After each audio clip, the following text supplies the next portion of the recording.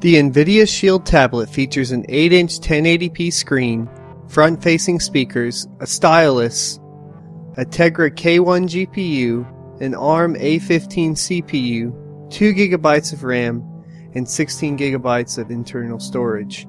But most importantly, it's a tablet for gamers. What do I think? Well, I kinda already love it, but hear why.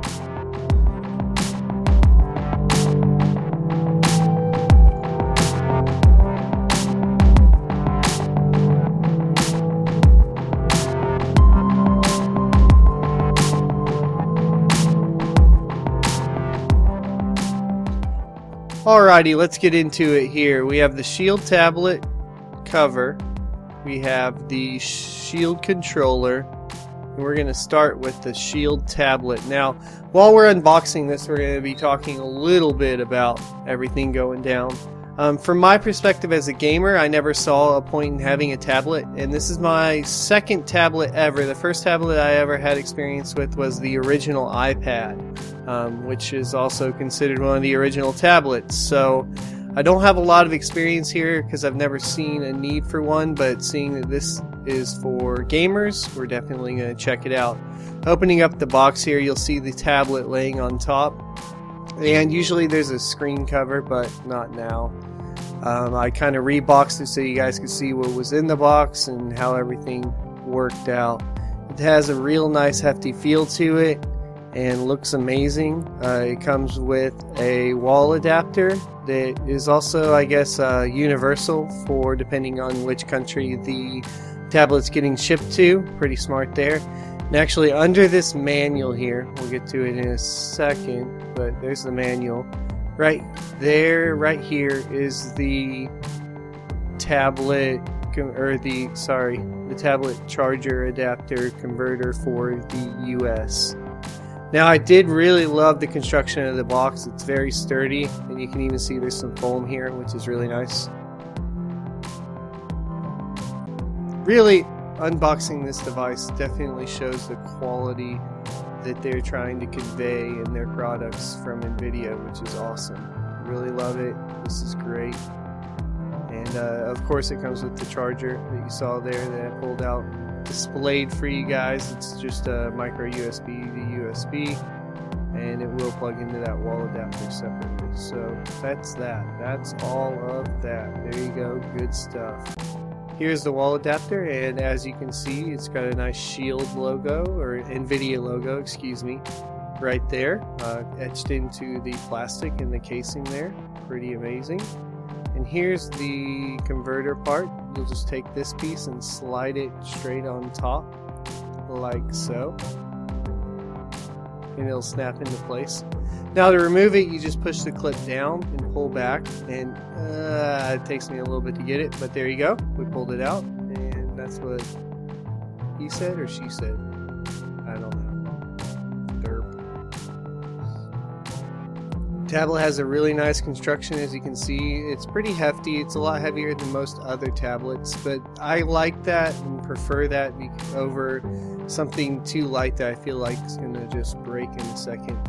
It comes with a stylus, and this is their like super accurate stylus for artists and so on and so forth. I'm not an artist, so I cannot give you a review on that. They do have a special program called Dabbler that you can jump into and check out if you prefer. And you have the power and the volume up and down knobs above the SD card slot right there. Has a nice Shield logo on the back, and that is the rear 5 megapixel facing camera. And here are your front speakers, and there was the front facing 5 megapixel camera as well. Moving on to the controller here. Dun, dun, dun, dun, dun, dun, dun. So I didn't know if I would really like the controller, and we'll get it unboxed and talk about it a little bit. A lot of companies that ship controllers or have controller options along with these types of devices, Android devices, Ouya, end up being really poorly designed and feel pretty crappy. As soon as we get this open here, there we go. Shake it like a, Polaroid picture. There's a controller. Underneath you got the USB sleeve that the USB cable came in. There's a little tab at the bottom that you can pull out, and in here you have your instruction manuals and warranty and all of that cool stuff, so we can flip through that real quick for you guys.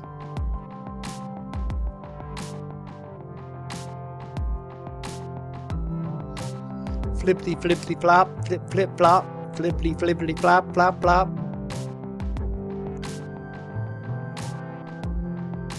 Alright, try to get that. Oh man, I'm terrible at putting things inside of things. There we go.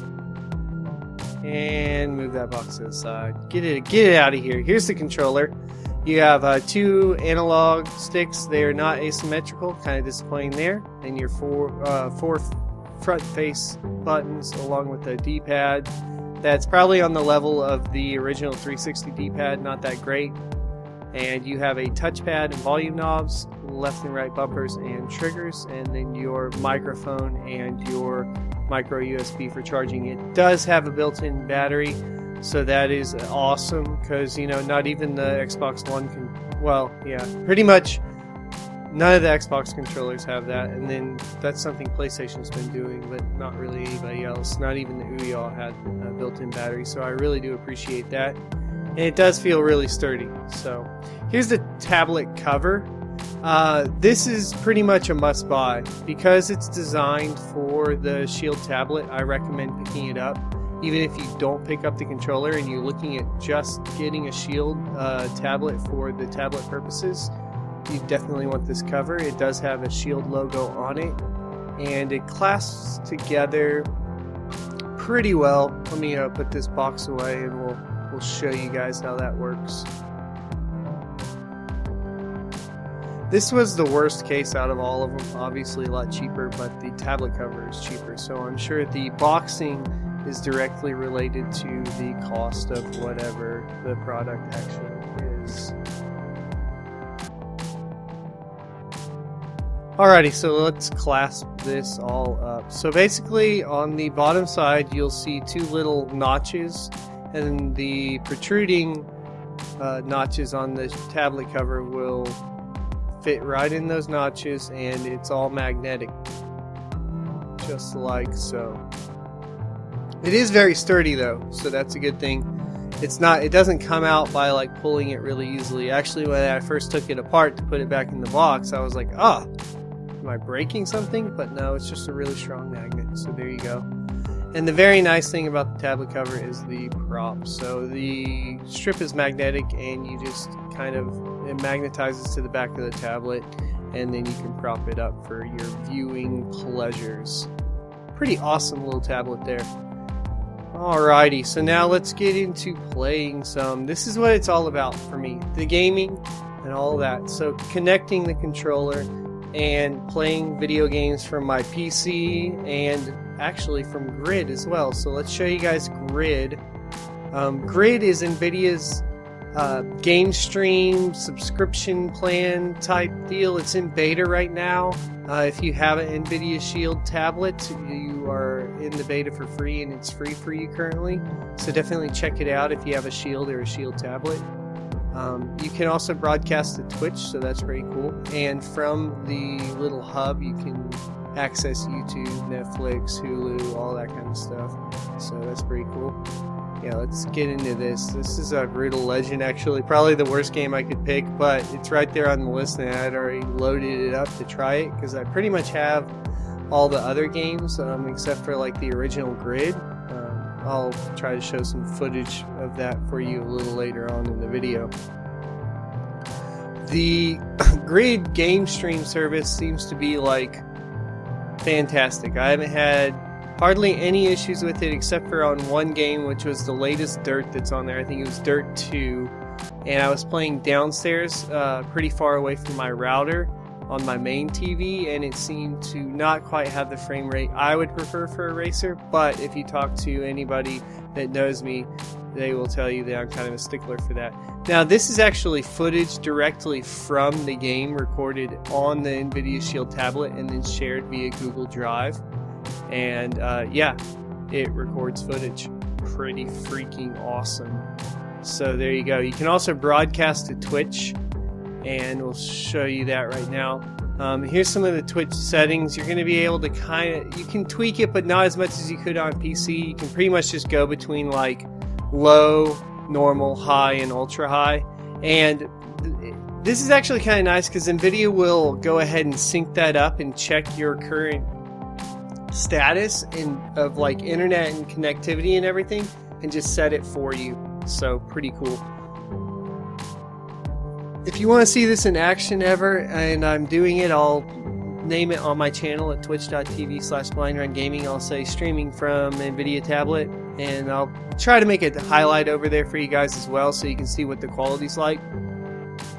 I would definitely recommend having a headset microphone, especially if you're playing in close proximity to your controller with the Shield tablet, because it will pick up all of that.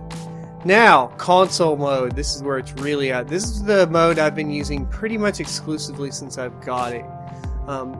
Yeah, it's amazing. The Xbox One has not been turned on in forever, by the way. It's sitting there.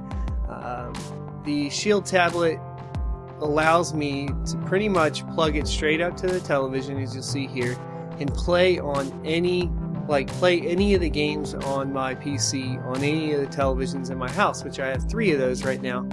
And if I have my daughter downstairs and we're cooking dinner and stuff, she wants to play a game, I just hook this up and I'm done. I don't have to move an Xbox if she wants to play an Xbox or game or whatever from the upstairs family room to the downstairs television. I can just take a small little tablet and hook it up real quick and it's done.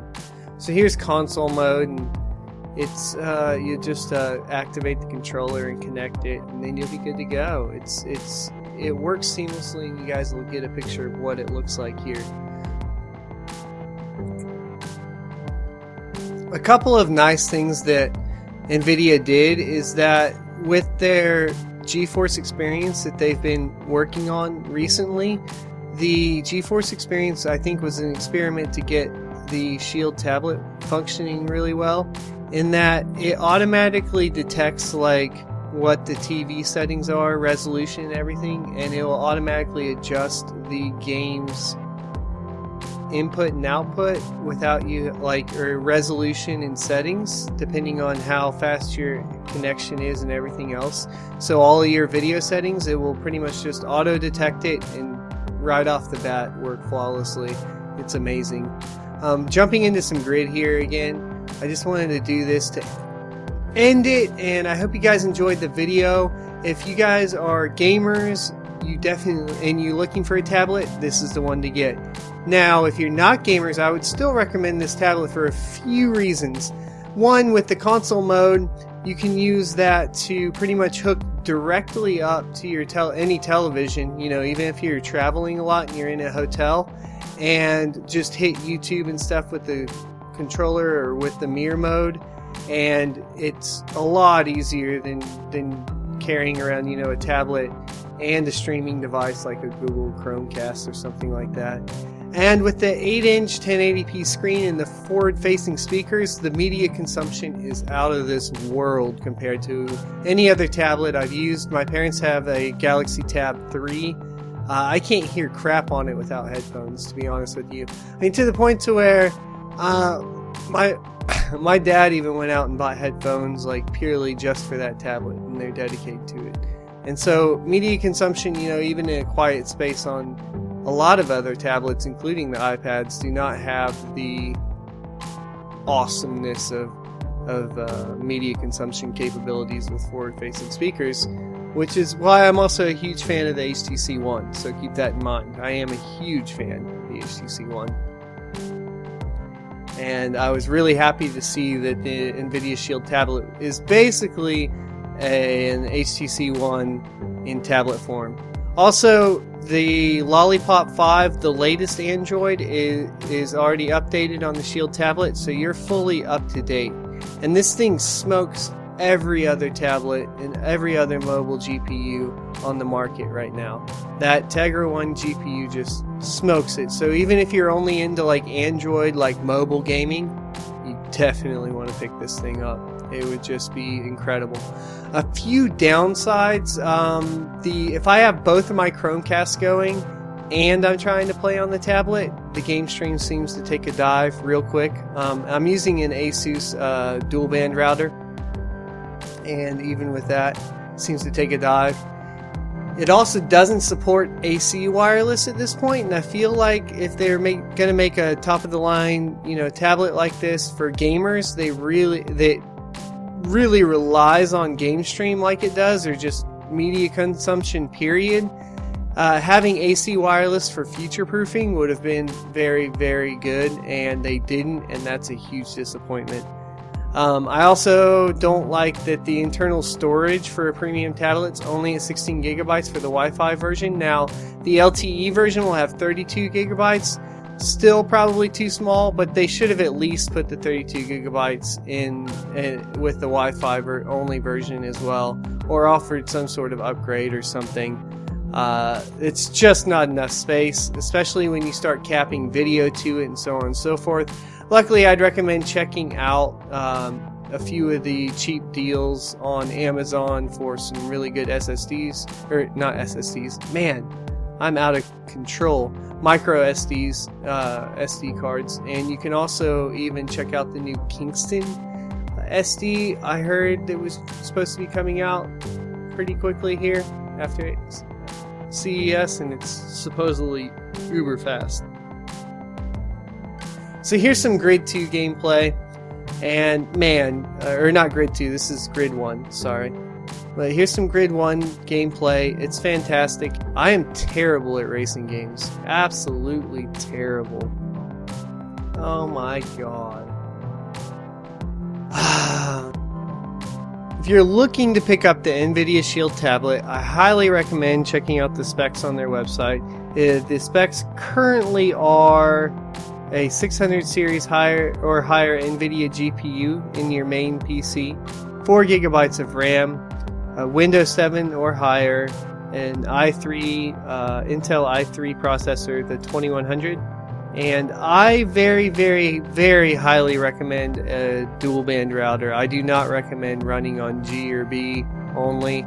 However, it does say that it will work, but I doubt it would work very well, especially if you have any other Wi-Fi traffic going at the time at your house. I was able to play the games from my PC over an internet connection at my parents' house, so the low latency and everything, and I didn't notice pretty much any difference between playing over there off of their internet, which is in the same city, actually in the same neighborhood, and playing at home from my own wireless connection on most games. There are exceptions. Any game where you're really, really dependent on 60 FPS, I would recommend, being on the same Wi-Fi network. Any game you're not, it's going to be fine. So things like Darksiders 2, Darksiders, any kind of action platformer or RPG, you're probably fine with. Any kind of racing game or FPS, you're probably going to want to be on the Wi-Fi at your house that's connected to your gaming rig for those games. And here is both some capture of Grid using the Nvidia Shield tablet, actually doing the recording while I'm gaming in console mode. So fantastic. There you go, guys. That's going to about wrap it up. Enjoy the rest of the video. Make sure you like, comment, subscribe. Tell me if you're interested in buying a Shield tablet, and if you're interested because of the gaming aspect, or if you're also interested in it just for the media consumption aspect. Let me know. Hit me up on Twitter at BlindRedGaming. I'd love to hear from you guys. Enjoy the rest of the video, and we'll see you next time.